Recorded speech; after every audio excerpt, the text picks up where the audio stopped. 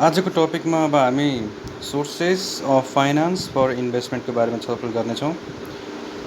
Principal of management and costing भन्ने विषयको diploma in electrical engineering second year first पार्टको लागि नोट तयार पारिएको छ।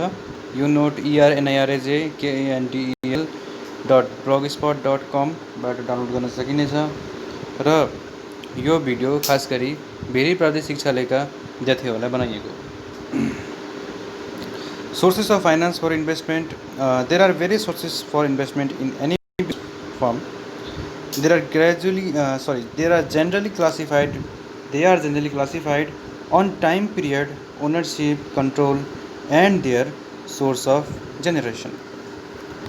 अब यो नेपालीकरण गर्दै म भनिदिन्छु कि हाम्रो जुन फाइनेन्सको सोर्सेसहरू हुन्छ, जुन पैसाको स्रोत के हो त, जुन हाम्रो पैसाको स्रोत भनेको sources of finance for investment, लगानी गर्नको लागि पैसा हामीले कहाँदेखि ल्याउने भन्ने कुराको क्वेसनको आन्सर हो यो। हामीसँग विभिन्न स्रोतहरू हुने गर्छ इन्भेस्टमेन्टको लागि। जस्तै अब हामीले कुनै पनि बिजनेस फर्मलाई खोल्नको लागि हामीले विभिन्न स्रोतहरू हामीले पाउन सक्छौँ। जस्तै तिनीहरूलाई के अनुसारले क्याटेगराइज गरिन्छ, टाइम पिरियड अनुसार, ओनरसिप अनुसार र ओनरसिप कन्ट्रोल अनुसार र के हुन्छ त अर्को according to source of generation, उत्पादनीय स्रोत। यिन तीनवटा आधारहरूमा हुने गर्छ। जुन यो तीनवटा आधार भनेको चाहिँ according to time period, according to ownership and control, according to source of generation भएर सोर्सेस अफ फाइनान्स तीन किसिमको हुने गर्दछ। यो कुरा ध्यान दिनु पऱ्यो। यो सोर्सेस अफ फाइनान्स इक्जाममा आयो भने हामीले यो टेबल बनाएर लेख्न सक्छौँ। मुख्य गरी तीनवटा कुराहरूलाई हामीले एक्सप्लेन गर्न सकिन्छ। जस्तै यो टेबल याद भएन भने पनि हामीले एकर्डिङ टु टाइम पिरियडमा हामीले एउटा प्याराग्राफ लेखेर आफ्नै भाषामा एक्सप्लेन गर्न सक्छौँ। टाइम पिरियड कस्तो हुन्छ त, एउटा लगातार बगिरहेको एउटा समय सीमा रहने गर्छ टाइम पिरियड। टाइम पिरियडको आधारमा यो सोर्सेस अफ फाइनान्स भनेको के हो त खासमा? यो भनेको कस्तो भन्छ भने सोर्सेस अफ फाइनान्स टाइम पिरियडको आधारमा हामीले लिन सक्छौँ अथवा पाउन सक्छौँ। मलाई यति समयसम्मको लागि पैसा चाहिन्छ भनेर खास गरी टाइम पिरियडलाई यदि हामीले क्लेम गऱ्यौँ भने हामीले पैसा सजिलै पाउन सक्छौँ। फर इक्जाम्पल के भन्न सकिन्छ, जस्तै मैले आज तिमीहरूसँग मैले 1000 रुपियाँ लिएँ, मैले कोही व्यक्तिसँग 1000 रुपियाँ लिएँ भनेपछि के हुन्छ त्यस्तो बेलामा भन्दा 1000 रुपियाँ त्यो बेलामा के भने भयो, 1000 रुपियाँ त भयो, 1000 रुपियाँ कसरी त यतिको दिँदैन, होइन मलाई यो 1000 रुपियाँ दिनु, म तिमीलाई 1 घन्टामा फिर्ता गरिदिन्छु, 1 घन्टामा म तिमीलाई 1100 रुपियाँ दिन्छु भनेर यदि तिमीले टाइम पिरियडलाई नै बढी फोकस गरेर भन्यो भने त्यो के हुन्छ, एकर्डिङ टु टाइममा चाहिँ उसले 1000 रुपियाँ दिने गर्छ। 1 घन्टाभित्र 1100 दिन्छ, यदि 2 घन्टापछि दियो भने 1200 दिन्छु, 3 घन्टापछि यदि मैले दिएँ भने 1300 रुपियाँ म दिने गर्छु। मतलब म यसरी तिमीलाई पैसामा रिटर्न गरिदिन्छु, 100 रुपियाँ 200 300 बढाएर रिटर्न गरिदिन्छु। टाइम बढ्दै बढ्दै गयो भने तिमीले मलाई पैसा दिनु पऱ्यो है भनेर तिमीले के गर्न सक्छौ, क्लेम गर्न सक्छौ। त्यो अनुसार तिमीले पहिल्यै पैसा पाउँछौ। यो कस्तो हुन्छ, टाइम पिरियडको आधारमा के हुन्छ, इन्ट्रेस्ट रेट हाई हुन्छ। हाई इन्ट्रेस्ट रेटमा चाहिँ उसले पैसा लिन्छ र सकेसम्म पैसालाई पनि उति नै तपाईँहरूले पेमेन्ट गरिदिन्छ। अब यो त्यति विश्वासिलो तरिका त नहोला, तैपनि यो के हो त सबैभन्दा भरपर्दो टाइम पिरियड बिना चाहिँ कुनै पनि पैसा मागिँदैन। लङ टर्म, मिडियम टर्म र सर्ट टर्म गरेर 3 किसिमको हाम्रो के हुन्छ टाइम पिरियडको आधारमा हामीले फाइनेन्सियल इन्भेस्टमेन्टको लागि हामीले के गर्छौँ, सोर्सलाई खोज्छौँ। Sources of finance according to time पिरियडमा long term source of finance, medium term source of finance, long term source of finance, medium term source of finance, short term source of finance गरेर यस्तो हुने गर्छ। त्यस्तै गरेर according to ownership and कन्ट्रोलभित्र owned खालको हुने भयो, अर्को बरोड खालको हुने भयो। ओन्ड खालको भनेको आफूसँग भएको, बरोड खालको भनेको मागिएको, ऋण मागेको खालको के भने भयो त ओनरसिप एन्ड कन्ट्रोलभित्र रहने भयो। ठिक छ। ओनरसिपको आधारमा र कन्ट्रोलको आधारमा चाहिँ हाम्रो के हुने भयो, फाइनेन्सको स्रोत हुने भयो। According to source of generation source के हुनसक्छ, इन्टरनल क्यापिटल एन्ड अर्निङ्स, आन्तरिक कमाइ हुनसक्ने भयो। एक्सटर्नल प्रफिट्स एन्ड सेल्स, बेचिसकेपछिको जुन आएको फाइदा हुन्छ त्यसको फाइनेन्सको सोर्सहरू हुनसक्ने भयो। कम्पनी खुलिसकेपछिको कुराहरू भयो यिनीहरू। इन्भेस्टमेन्ट भइसकेपछिको कम्पनी खुलिसकेको हाम्रो सोर्सेस अफ जेनेरेसन भनेको त्यसभित्र पर्ने गर्छ। जेनेरेसन पछि नै यो आउने खालको फाइनेन्स हुने गर्छ। मतलब यो के प्रकारको फाइनेन्सको प्रकार भने पनि यो यसरी गर्न सकिन्छ। What are the types of finances भन्यो भने हामीले according to time period, according to ownership and control, according to source of generation गरेर 3 प्रकारको भन्न सक्छौँ। Time period, ownership, source of generation. ठिक छ। Time period, ownership, source of जेनेरेसनलाई के भन्नु पऱ्यो, TOG. Time period, ownership, G भनेको जेनेरेसन। टिओजी त जिओटी गट भन्ने फर्मुला चाहिँ याद राख्नु। इक्विटी सेयर्स अब लङ टर्मभित्र के पर्ने गर्छ, टाइम पिरियडको लङ टर्मभित्र इक्विटी सेयर्स भनेको किताहरू भयो। अनि प्रिफरेन्स सेयर भनेको पहिलाको आइपिओको आएको सेयरहरू भयो। यी कस्तो भनेपछि अब हाम्रो यो सेयर कारोबारसँग सम्बन्धित क्वेसन्सहरूको आन्सरहरू यसमा पर्ने भयो। तर हामीले यतिकै याद गरौँ, यो सेयरसम्म चाहिँ हामी जाँदैनौँ। डिबेन्चर अथवा बन्डिङबाट आएको पैसा लङ टर्ममा, लोन्स ऋण धेरै लामो टर्मको लोन हुनसक्छ। फन्डिङ कसैले फन्ड कुनै पनि दादाले फन्ड गरेर हुनसक्छ। यो आन्तरिक फन्डिङको भयो, यो नेसनल फन्डिङ, अर्को इन्टरनेसनल फन्डिङ हुनसक्छ। ओके, ठिक छ। त्यसपछि अर्को छ हाम्रो मिडियम टर्म लोन्स भनेको कस्तो हुने भयो त, यो मिडियम टर्म भनेको ठिक्कको समयको भएको मिडियम टर्म लोन्स कस्तो खालको हुने भयो, कि कुनै पनि संस्थाले दिने लोन्स मिडियम टर्मको लागि हुन्छ। गभर्मेन्टल लोन पनि मिडियम टर्मको लागि हुन्छ। कमर्सियल ब्याङ्कहरू दिने मिडियम टर्मको लागि हुन्छ। सर्ट टर्म हुँदैन कि मिडियम हुन्छ। लिज फाइनेन्स, प्रिफरेन्स सेयर्स र डिबेन्चर बन्ड्स यिनीहरू योसँगै मिल्ने हुनाले हामी यसलाई पनि कमन गरेर दुईटैलाई कमन गरेर लेख्न सक्छौँ। यो इक्जाम्पल्सहरू हो, यो टाइप्स, यसको भित्रको सब टाइप होइन। त्यस्तै गरी सर्ट टर्म भने ट्रेड क्रेडिट उधारो, सर्ट टर्म लोन्स भयो, फिक्स्ड डिपोजिट पनि भयो, यो पनि सर्ट टर्म हुन्छ। 1 वर्षसम्म एक वर्षभन्दा कमको छ भने सर्ट टर्म हुन्छ। 1 वर्षभन्दा माथिकोलाई मिडियम टर्म भनिन्छ र 5 वर्षभन्दा माथिकोलाई लङ टर्म भनिन्छ। एडभान्सेस फ्रम कस्टमर्स अनि बिल डिस्काउन्टिङ, यी कुराहरू के भयो त हाम्रो सोर्सेस अफ फाइनेन्सको हाम्रो short term sources of finance हुने भयो। त्यसपछि छ हाम्रो concept of asset and liabilities. Asset भनेको सम्पत्ति, हाम्रो जति पनि सम्पत्ति छ, चाहे त्यो पैसाको रूपमा होस्, चाहे त्यो अब कुनै हार्डवेयरको रूपमा होस्, चाहे त्यो जुनसुकै रूपमा होस्, त्यो के हो त हाम्रो एसेट हो। एसेट र लाइबिलिटिज भनेको के हो त, देय धन। लाइबिलिटिज भनेको एसेट भनेको आफूसँग रहने, लाइबिलिटिज भनेको अरूलाई दिनुपर्ने अथवा अरूको अगदारी मैले प्रयोग गरिरहेको कुरा भयो। तिमीले ऋण ल्यायो, कुनै पनि जग्गा लिएर आयो, ऋणमा अथवा अध्यायमा तिमीले कुनै पनि खेती गर्दैछौ भने त्यो तिम्रो लागि लाइबिलिटिज भयो। त्यो जग्गा तिमीले जस्ट केही सर्टेन कामको लागि मात्रै प्रयोग गर्छौ, तिमीले अरू कामको लागि तिमीले घर बनाउन सक्दैनौ भने त्यो तिम्रो एसेटभित्र परेन। केही पर्सेन्ट मात्रै सम्पत्ति जस्तो, केही पर्सेन्ट सम्पत्ति जस्तो पनि छैन भने त्यो के भयो त हाम्रो देय धन भयो। ठिक छ, देय धन पनि भन्न सकिन्छ दिने खालको धनलाई देय धन। ऋण पनि भन्न सकिन्छ ऋण अथवा लोनहरू पनि के भयो त हाम्रो लाइबिलिटिजभित्र पर्ने भयो। एसेट्स एन्ड लाइबिलिटिज भन्ने गरिन्छ। Asset are the items that company owns, कम्पनीले के गर्छ, ओन गर्छ, मेरो हो भन्छ। That can provide future economic benefit, कम्पनीले ओन पनि गर्छ, त्यसले के गर्न सक्छ, पछि भविष्यमा इकोनोमिक बेनिफिट पाउन सक्छ। फर इक्जाम्पल हाम्रो जस्तै अब यो भेरी प्राविधिक शिक्षालयको एसेट के हुनसक्छ, डेस्क बेन्च मानव छ कि डेस्क बेन्च र त्यसको बिल्डिङ भग्नावशेष। यदि त्यो बिल्डिङ छैन भने उसले के गर्न सक्दैन, उसले कुनै पनि कारोबार गर्न सक्दैन, ऊ बस्न सक्दैन, विद्यार्थीले राख्न सक्दैन, पढाउन सक्दैन। डेस्क र बेन्च पनि छैन भने विद्यार्थी बस्ने ठाउँ पनि रहँदैन, उसले के भएर विद्यार्थीले राम्रोसँग त्यो बुझ्न सक्दैन, विद्यार्थीले तिरेको पैसा अनुसारको लगानी पनि तीमा विद्यार्थीहरूको पनि उठ्ने भएन, विद्यार्थीहरूलाई तान्न पनि सकिने भएन भनेपछि हाम्रो के भयो त एसेट, त्यो पनि हो, त्यो चिज पनि एसेट हो। पैसा मात्रै एसेट होइन कि जति पनि त्यो पैसाले किनेका सामानहरू छन् अथवा जति पनि सम्पत्ति छन् उसको हकदारीमा जमिनदेखि लिएर सबै कुराहरू, जमिन माथिको वायु सबै मतलब आकाशसम्मको नै उसको के भने भयो लाइबिलिटिज हुने गर्छ। यो भेरी प्राविधिक शिक्षालयको जग्गा जति पनि छ, भेरी प्राविधिक शिक्षालयको जग्गा मात्रै नभएर उसको यहाँदेखि माथिसम्मको आकाशको भाग पुरै उसको हकमा हुने गर्छ भने उसको के भयो, एसेट भयो। Liabilities are those terms, liability भनेको त्यस्ता टर्म्सहरू हुन् जसमा के छ त, liabilities are those terms that we owe other parties, त हामी अरू पार्टीहरूसँग ओ गर्छौँ, अरू पार्टीहरूबाट हामीले लिन्छौँ, ओ भनेको लिनु।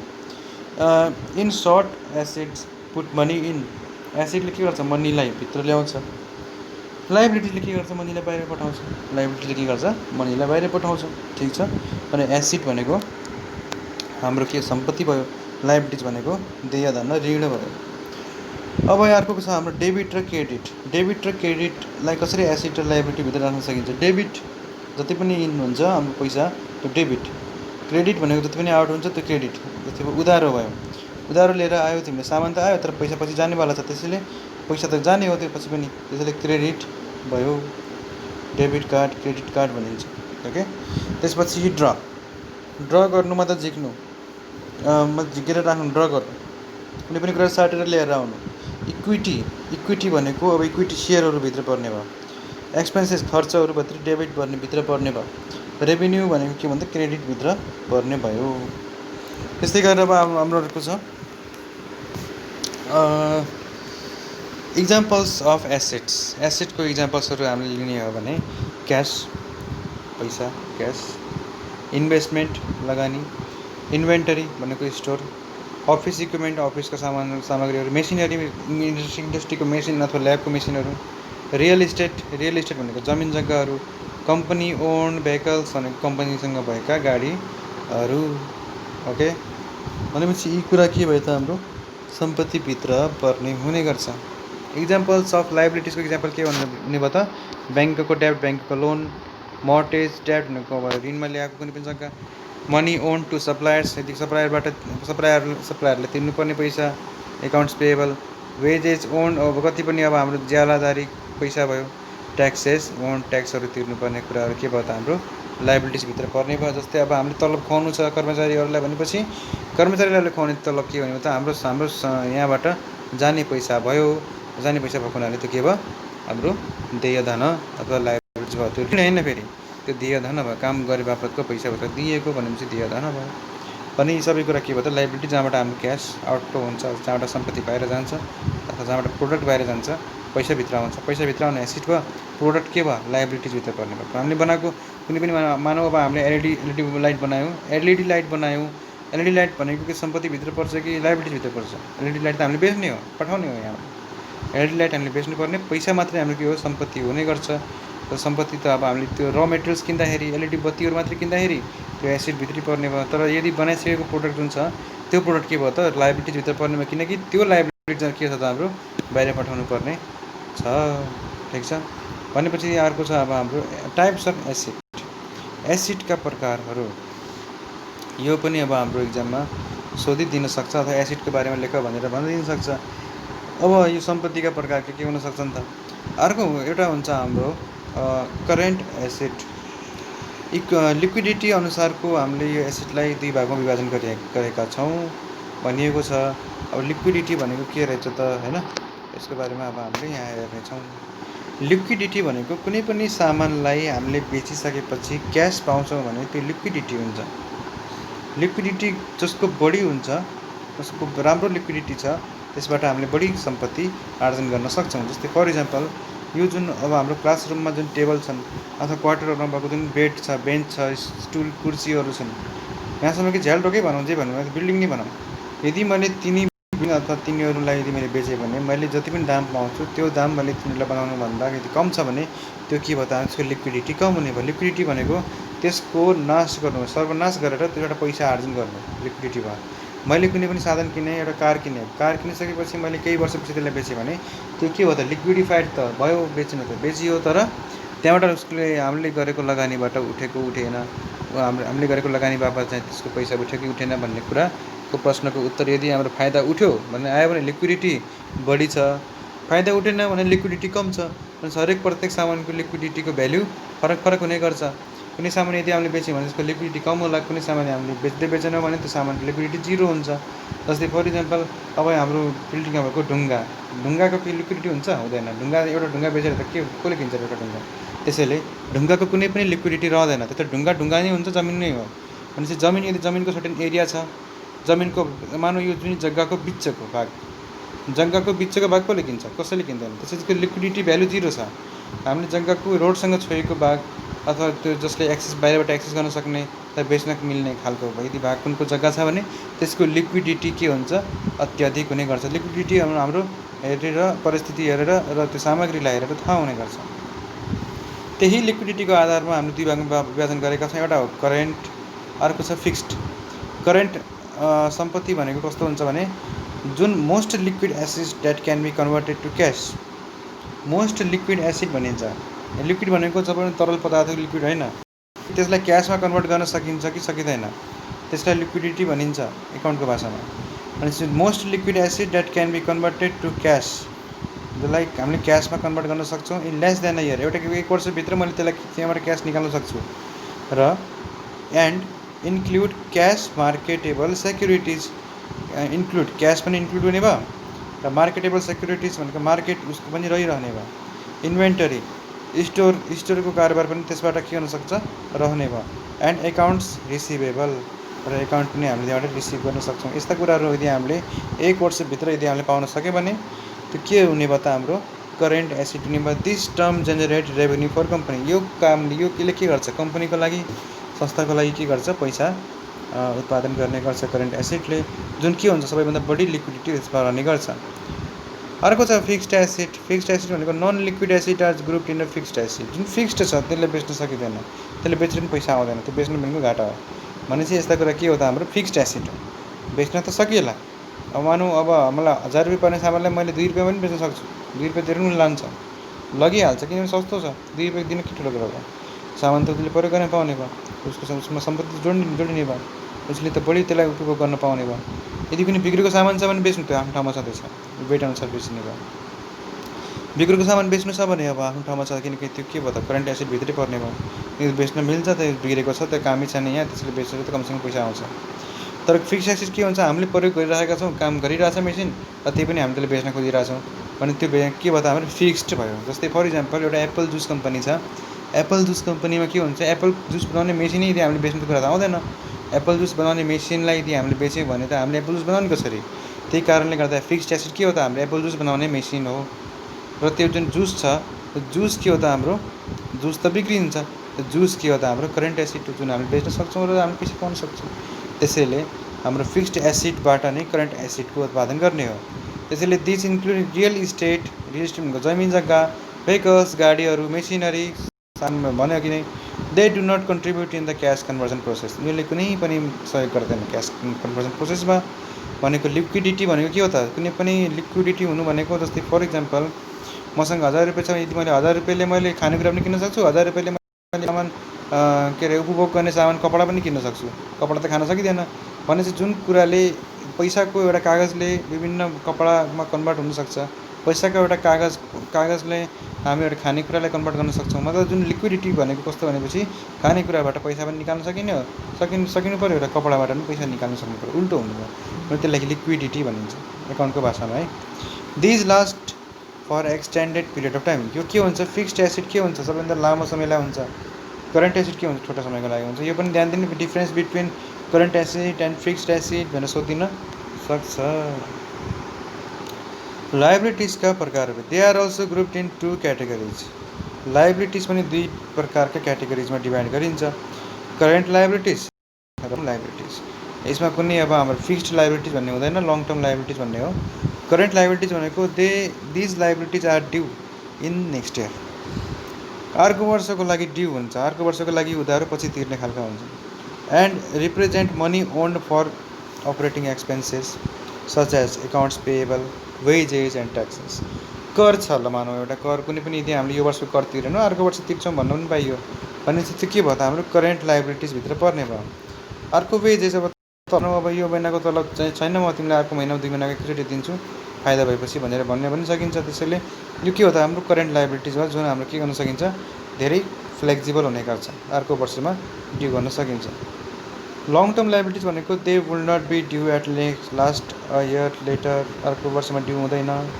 So if you have a 30 year mortgage on your hostel, एउटा के भन्यो भने 30 वर्षसम्म यदि मैले कुनै पनि जग्गा ऋण लिएँ, के को लागि, होस्टेलको लागि, the next years worth of payment owned will be listed in the current liabilities.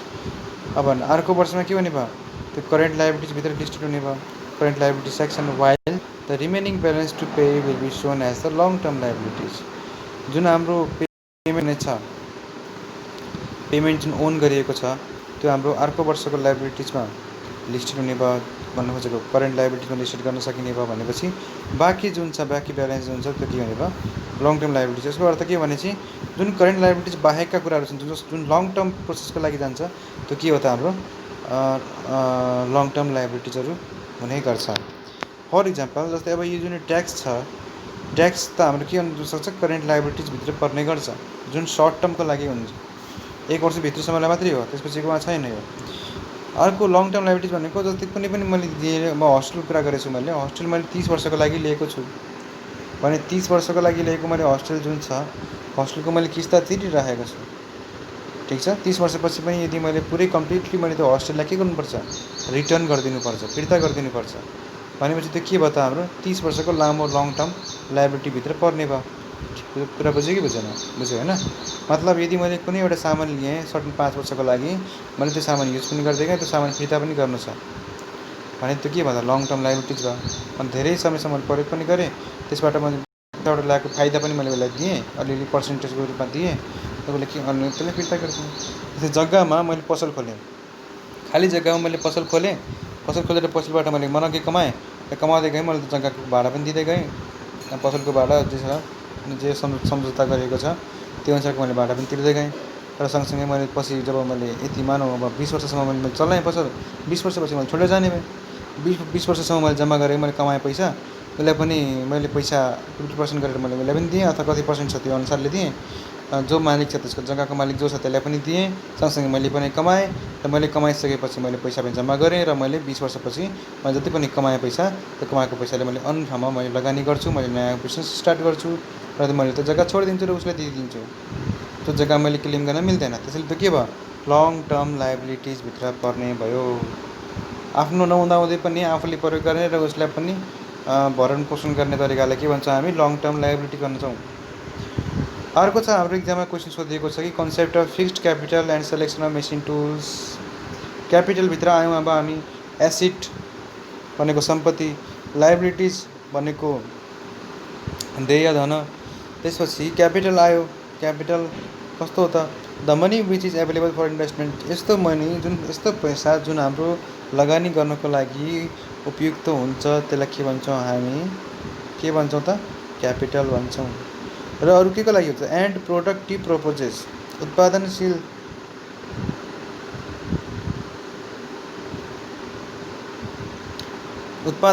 कार्यको लागि, उत्पादनशील कार्यको लागि हामी के भन्छौँ, मनी क्यापिटल अथवा फाइनेन्सियल क्यापिटल भन्ने गर्छौँ।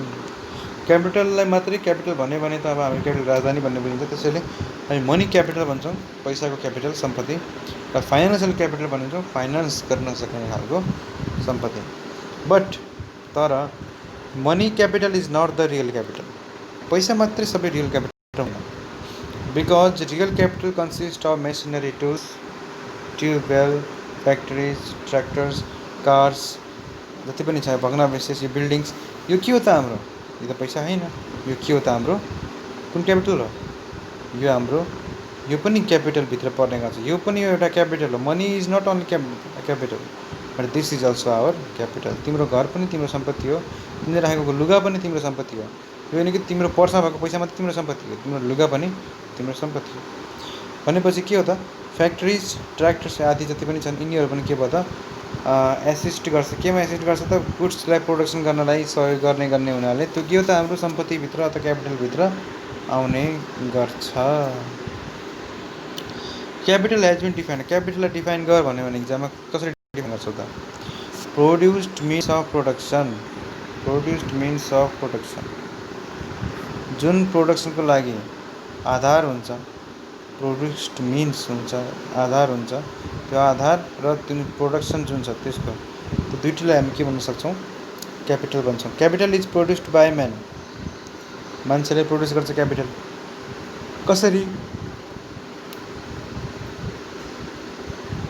कसरी मान्छेले सम्पत्ति जोड्छ त, मान्छेले प्रोड्युस नै गर्छ क्यापिटल त, सम्पत्ति त जनावरले प्रोड्युस गर्ने होइन। सम्पत्ति कसरी प्रोड्युस गर्छ भन्दाखेरि वर्किङ विथ नेचर, प्रकृतिसँग काम गरेर उसले सम्पत्ति कमाउने गर्छ। त्यसैले capital may be well defined as man made instrument of production, मान्छेले बनाएको एउटा इन्स्ट्रुमेन्ट अफ प्रोडक्सन, एउटा के हो, औजार हो क्यापिटल भनेको। मान्छेले बनाएको, मान्छेले जम्मा गरेको एउटा कुनै सीमित मान्छेको लागि त्यो हुने भयो, सम्पत्ति हुने भयो।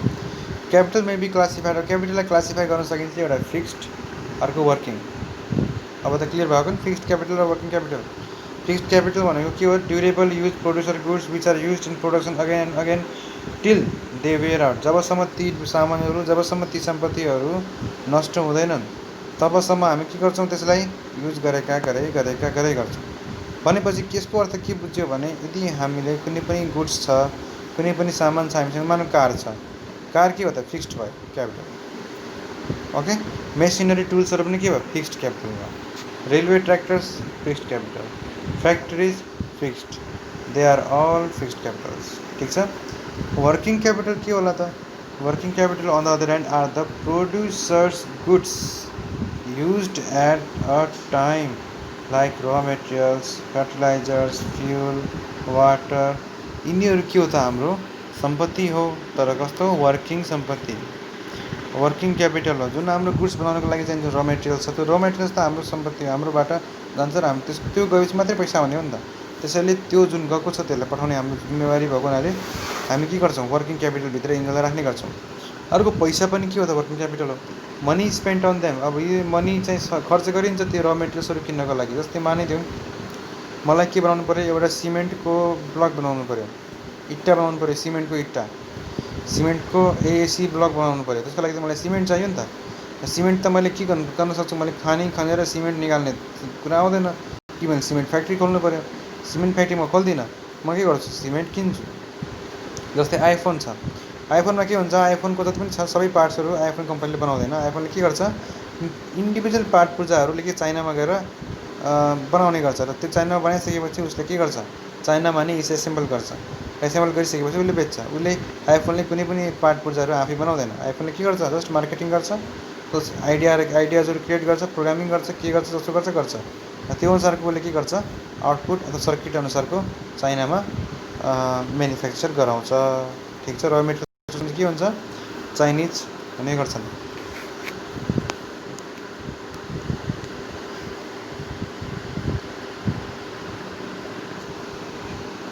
त्यस्तै गरेर they are used up in a single act of production. एउटा कुनै पनि प्रोडक्सनको लागि सिङ्गल एक्टमा युज गर्ने गर्छ। Money spend on them, money खर्च हुन्छ, is fully recovered with the goods made from them. अब गुड्स जुन बनाइन्छ त्यो गुड्सबाट हामीले त्यो मनी फिर्ता पाउन सक्छौँ। मनी पैसा फिर्ता कसरी पाइन्छ, फिर्ता मात्रै होइन बढी पाइन्छ, बेचेर फाइदा कमाएर पैसा फिर्ता ल्याइन्छ, जुन हाम्रो मार्केटमा सोल्ड गरिन्छ। त्यसैले के बतायो, हाम्रो वर्किङ क्यापिटल हुन गयो। ठिक छ। भनेपछि वर्किङ क्यापिटल सिद्धियो। त्यसपछि हामी बिस्तारै बिस्तारै अब न्युमेरिकल्स भागतिर आइरहेका छौँ। न्युमेरिकल्स भागमा छिर्नुभन्दा पहिला म टाइम भ्याल्यु अफ मनी सिद्ध्याउँछु। टाइम भ्याल्यु अफ मनी सिद्धिसकेपछि हामी यो सिम्पल इन्ट्रेस्ट र अरू कम्पाउन्ड इन्ट्रेस्टबाट हामी सुरु गर्छौँ। न्युमेरिकल्सहरू पनि हामी हिसाब गर्ने गर्छौँ। र टाइम भ्याल्यु अफ मनीबाट हामी सुरु गरौँ। यो टाइम भ्याल्यु अफ मनी भनेको के हो त है? Time value of money the time dependent value of money which changes according to purchasing power of money. Time अनुसार कुनै पनि मूल्यको मूल्य वृद्धि र मूल्य घटी हुने जुन प्रक्रिया छ त्यसलाई के भन्छ, हामी टाइम भ्याल्यु अफ मनी भन्छौँ। यदि मूल्य वृद्धि हुन्छ भने त्यसलाई भनिन्छ इन्फ्लेसन। यो शब्द याद राख्ने, इन्फ्लेसन। यदि मूल्य घटी हुन्छ भने त्यो के भन्छ, डिफ्लेसन भनिन्छ। मूल्य वृद्धि भनेको विभिन्न सामानहरूको मूल्य वृद्धि हुने गर्छ। जस्तै फर इक्जाम्पल पहिला पाउने मोबाइलहरू आजभोलि महँगा भएका छन् भने मोबाइल के भयो त, इन्फ्लेसन।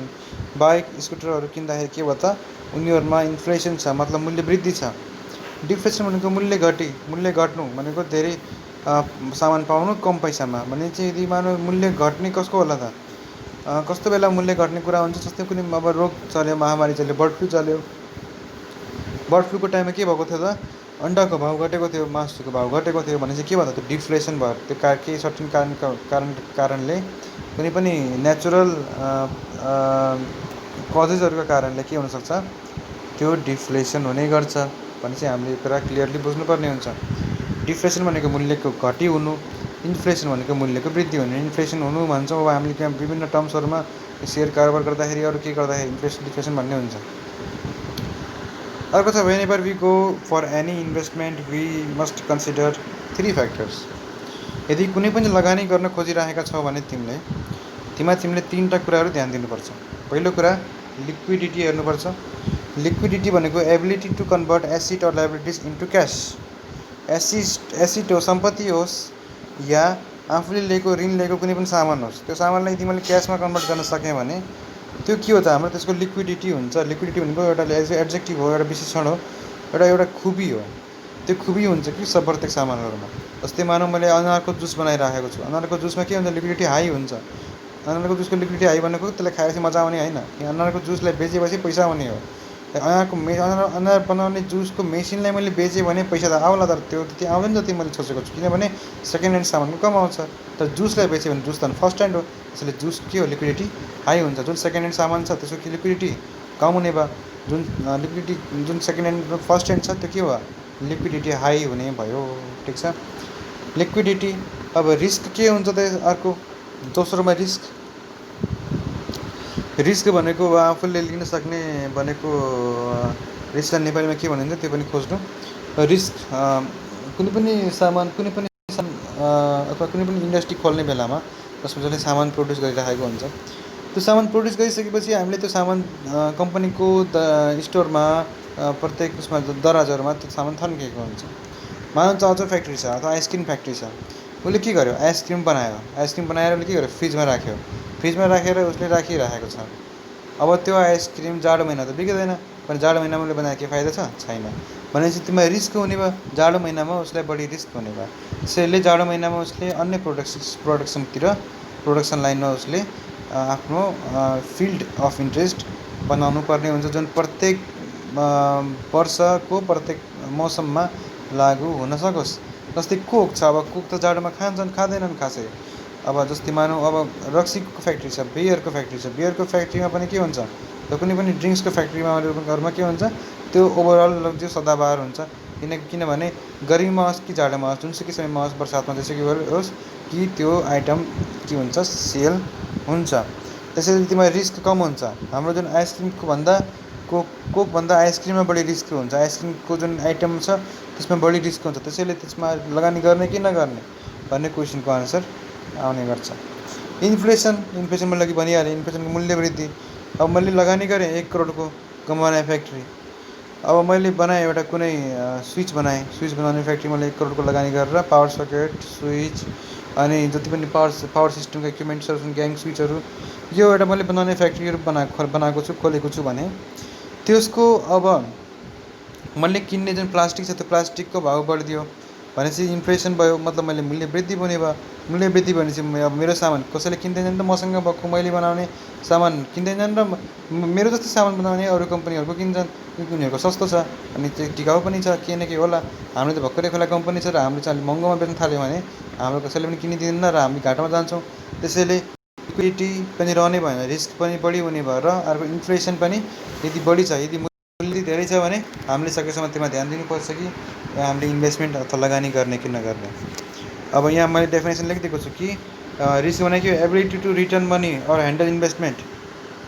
के भने मैले ability to return money or handle investment, यो तिमीले गरेको लगानी जुन बनाएको जुन प्रोडक्ट छ त्यसलाई तिमीले ह्यान्डल गर्न सक्छौ कि सक्दैनौ, तिमी एक्लै चलाउन सक्छौ कि सक्दैनौ, कतिजना हो तिमीहरू, कतिजना मिलेर बनाएको, कतिजना मिलेर खोलेको कम्पनी हो भने यी रिस्कहरू यसमा रहन्छ। जस्तै मानौँ मैले 1 लाख रुपियाँ जम्मा गरेँ, 10जनाबाट मैले जम्मा गरेँ, 10 लाख रुपियाँ जम्मा भयो, र 10 लाख जम्मा भइसकेपछि मैले पाउने फाइदाको 1/10 त मैले पाउनु पऱ्यो। भनेपछि यदि मैले पाइरहेको छैन, फाइदा पनि भएको छैन भने रिस्क के भयो, मेरो 1 लाख रुपियाँ रिस्कमा गयो भने कम्पनीको ओभरअल 10 लाख रिस्कमा छ, र कम्पनी फेरि बेच्नुपर्ने अवस्था हुनसक्छ।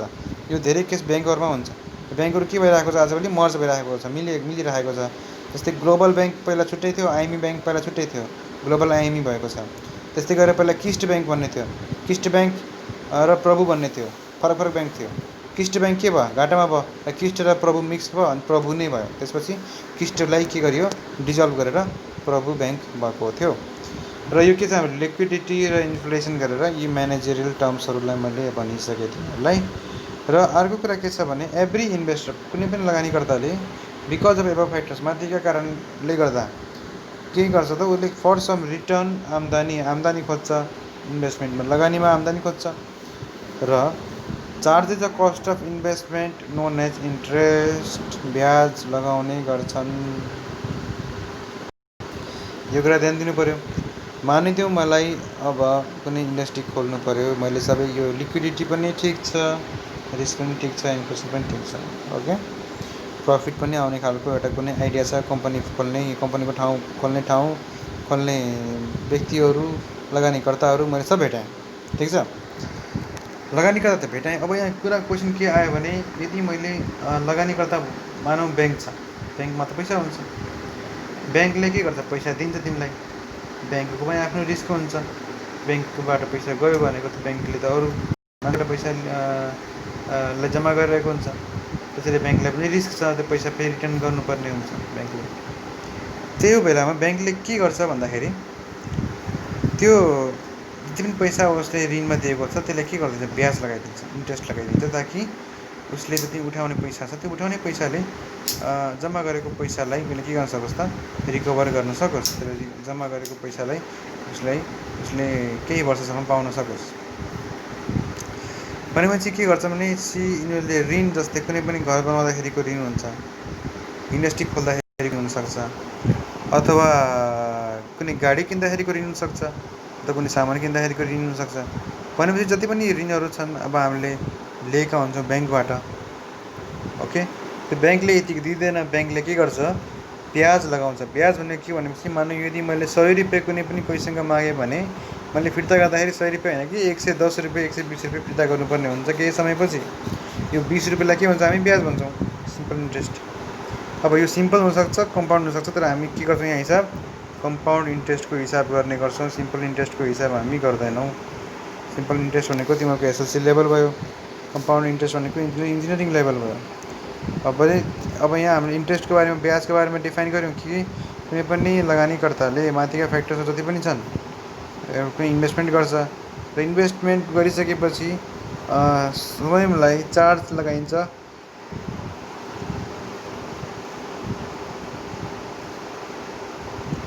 स्वयंलाई चार्ज लगाइन्छ। त्यो चार्ज गरेको जुन पैसा छ त्यो चार्ज लिएको पैसालाई हामी के भन्छौँ, ब्याज भन्छौँ। ठिक छ। Interest is measured in percentage, पर्सेन्टेजमा मेजर गरिन्छ interest, applied probability over specified length of time. जस्तै elements of interest rate, interest रेटका एलिमेन्ट्सहरू के रहन्छन् त, प्रिन्सिपल अथवा प्रेजेन्ट भ्याल्यु। मैले अघि नै फर्स्ट च्याप्टरमा पनि मैले भनिसकेको छु कि प्रिन्सिपल अथवा प्रेजेन्ट भ्याल्यु भनेको के हो त, हाम्रो इनिसियल एमाउन्ट अफ मनी, प्रथम पैसाको के हो त, स्रोत हो। दोस्रोमा छ इन्ट्रेस्ट रेट, इन्ट्रेस्ट रेट भनेको ब्याज दर। अब ब्याज दरले पनि ठुलो भूमिका खेल्ने गर्छ यसमा।